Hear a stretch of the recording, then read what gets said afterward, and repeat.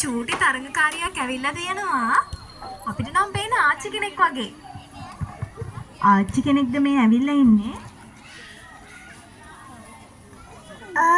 ආච්චි කොහෙද මේ යන්නේ? ලොකු ඉස්පිරිතාලේ. අප්පුච්චි මොකද වෙලා තියෙන්නේ? පුතේ හරියට කොන්ද රිදෙනවා. අනේ වැඩ කරලා මහන්සියට වෙන්න ඇති.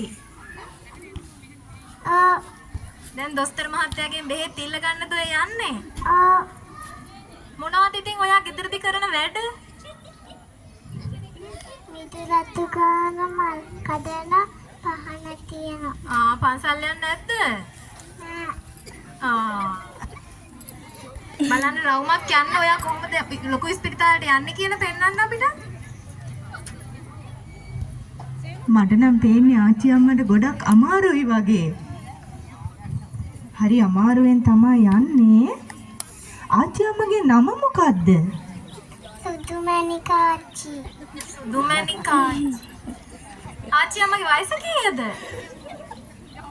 දන්නේ පුතේ. දන්නේ එච්චර වයසයි.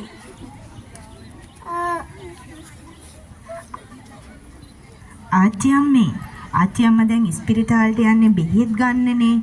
ආච්චි අම්මට සින්දුවක් දාලා දුන්නොත් නටන්න පුළුවන් වේද? පුළුවන්.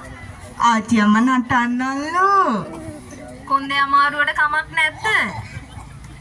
කමන්නේ.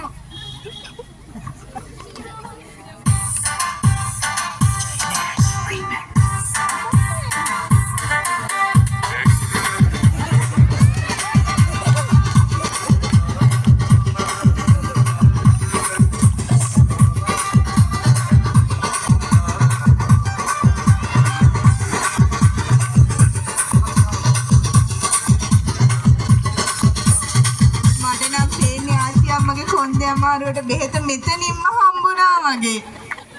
ඒක තමයි අහිංසාරි ආච්චි අම්මා බලන්න ඕම රවුමක් ගිහිල්ලා මේ පැත්තෙන් ඇවිල්ලා හිටගන්න. හරි අපි දෙවෙනි එක්කෙනාට අවස්ථාව දෙමු. හොඳයි ඊළඟ තරඟකාරිනියක් තමයි ආයෙමත් අපිට ඉන්නේ.